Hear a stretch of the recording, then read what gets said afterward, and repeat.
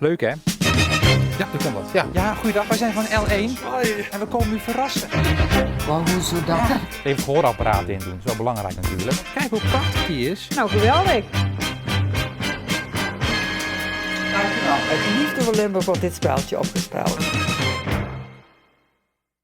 Als iemand een liefde voor Limburg lintje verdient, dan zijn het wel de mensen uit de zorg. Het is niet vreemd dat we heel veel aanmeldingen hebben gekregen van mensen die dat ook vinden. Wij kozen er eentje uit. Iemand die boegbeeld staat voor alle zorgmedewerkers. Ze werkt al 45 jaar in de zorg, sinds 1975 en ze komt uit Heerlen.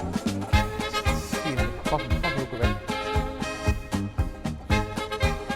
Nee, geen connecties. Dat is het niet. Ik zie het is geblindeerd de koord.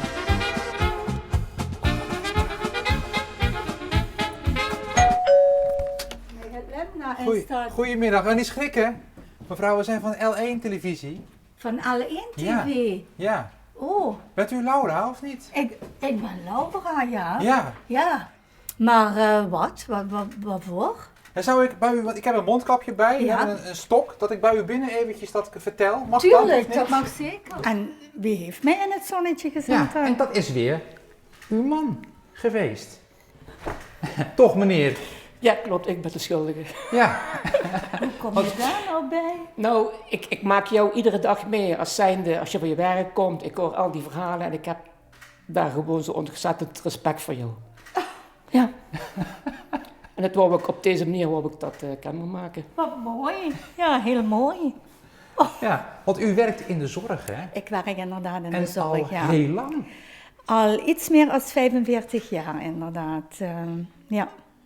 In 1975 was uw eerste werkdag. Hoe weet u dat allemaal?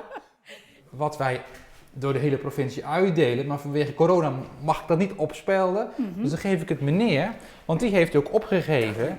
En misschien kan hij nog wat moois zeggen tegen u, terwijl hij dat lintje opspelt zo.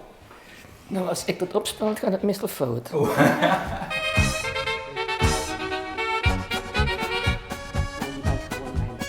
Het echte liefde voor Limburg lintje, mevrouw, speciaal voor u. Een liedje? Een liefde voor Limburg lintje. Ja, dank u. En ik zou zeggen, ja, alvast een fijne Koningsdag, hè? Dank u wel. Dank u.